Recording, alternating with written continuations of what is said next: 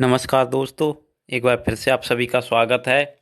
आज हम पढ़ेंगे इंटेलिजेंस, बुद्धि के बारे में, जो परीक्षा की दृष्टि से काफ़ी महत्वपूर्ण है। बात आती है सबसे पहले कि बुद्धि शब्द कहाँ से आया, किसने इसका सर्वप्रथम प्रयोग किया। तो 1885 में एक मनोवैज्ञानिक थे, फ्रांसिस गॉल्टन। उन्होंने पहली बार बुद्धि शब्द का प्रयोग किया था। 1890 से और 95 तक इन्होंने एक जन आंदोलन किया।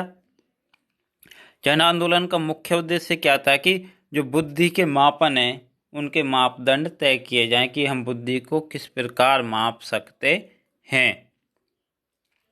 फिर क्या था, 1890 ईस्वी में ही पेंसिल्वेनिया विश्वविद्यालय में बुद्धि के मापन के लिए एक परीक्षण तैयार किया गया। तो सबसे पहले बुद्धि मापन की जो परीक्षण तैयार किसने किया था? कैटल ने इसकी शुरुआत की बुद्धि मापने की। क्या था, 1890 से और 1905 तक मनोविज्ञान के क्षेत्र में कोई भी प्रगति नहीं हुई। तो इसे क्या कहा जाता है? मनोविज्ञान का बंजर काल कहा जाता है। सबसे पहले पूछा जाएगा बुद्धि शब्द का सर्वप्रथम प्रयोग किसने किया? तो फ्रांसीसी गॉल्टन ने। सेकंड क्वेश्चन बनता है कब किया? 1885 में। बुद्धि मापन के मापदंड तय करने के लिए जन आंदोलन कब चलाया गया? तो आंसर क्या आएगा? 1890 से 1995 के बीच। अगला प्रश्न आता है, बुद्धि मापन के मापदंड तय करने के लिए पहली बार किस विश्वविद्यालय में प्रयोग हुए? तो पेंसिल्वेनिया विश्वविद्यालय में। कब हुए? 1890 में। किसने किए? कैटल ने। तो अभी तक 10 प्रश्न यहाँ से बन चुके हैं। अगला प्रश्न जो वेरी वेरी इंपॉर्टेंट है, जो मुख्य तौर पर पूछा जाता है कि मनोविज्ञान का बंजर काल किसे कहा जाता है? तो 1890 से 1905 तक के समय को क्या है? मनोविज्ञान का बंजर काल कहा जाता है, क्योंकि इस समय में मनोविज्ञान के क्षेत्र में कोई भी प्रगति नहीं हुई थी। अब प्रश्न आता है, बुद्धि शब्द आ गया। अब प्रश्न आता है बुद्धि क्या है? वैसे तो इसकी बहुत परिभाषाएं दी गई, यदि सम्मिलित रूप से देखें तो क्या है? बुद्धि क्या है? आदमी की तत्परता है। बुद्धि से क्या है कि आप तत्परता दिखाते हो, किसी भी चीज को सीखने की जल्दी। बुद्धि क्या? तात्कालिकता है। तात्कालिक में तुरंत समाधान खोज लेने की शक्ति है। समायोजन है, किसी भी परिस्थिति में अपने आप को ढालने की शक्ति क्या है? बुद्धि है। किसी भी समस्या का समाधान निकालने की शक्ति क्या है? बुद्धि है। अमूर्त चिंतन, जो वस्तु आपके आंखों के सामने नहीं है, अदृश्य चीजों के बारे में सोचने की शक्ति क्या है? बुद्धि है। कल्पना करने की शक्ति क्या है? बुद्धि है। स्मृति आदि आज की कई परिभाषाएं हैं।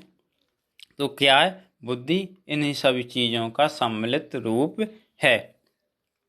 वैसे तो बुद्धि के बारे में बहुत ही परिभाषाएं दी गई, लेकिन एक ऐसी परिभाषा है जो मुख्य तौर पर पूछी जाती है और सबसे हटकर है। रॉस, एक वैज्ञानिक थे रॉस, बहुत उन्होंने क्या कहा था कि बुद्धि जन्मजात शक्ति है जो वंशानुक्रम से प्राप्त होती है। यहाँ तक ठीक थी कि बुद्धि क्या है कि जन्मजात शक्ति होती है, लेकिन वो वंशानुक्रम से प्राप्त होती है। यहाँ पर मतभेद शुरू हो गए। क्या ऐसा नहीं हो सकता किसी बच्चे के माँ बाप मंदबुद्धि और उनका बच्चा थोड़ा प्रतिभाशाली पैदा हो? ऐसा हो सकता है, क्योंकि जो बुद्धि है वो क्या है? वो वातावरण और वंशानुक्रम का गुणनफल है। ये प्रश्न हमेशा यदि आप दिमाग में रखोगे तो आपका एक प्रश्न गलत नहीं होगा। ये ज़्यादातर परीक्षाओं में पूछा जाता है कि बुद्धि वातावरण और वंशानुक्रम का योगफल है, गुणनफल है, घटा है, जमा है, भाग है, क्या है? तो ये क्या है? जो बुद्धि है वातावरण और वंशानुक्रम का गुणनफल है। इसका मतलब क्या है कि बुद्धि पर कुछ प्रभाव वंशानुक्रम से होता है और कुछ प्रभाव किससे होता है? वातावरण से प्राप्त करता है। तो ये कुछ इम्पोर्टेंट बात थी बुद्धि के चैप्टर को शुरू करने से पहले। अभी आज के लिए इतना ही। ये इसमें काफ़ी सारे प्रश्न हैं, तो आप इस पार्ट को अच्छे से देखें, 2 से 3 बार देख सकते हैं। यदि आपको वीडियो पसंद आई है तो वीडियो को ज़रूर लाइक करें, यदि पसंद नहीं आई है तो डिसलाइक करें।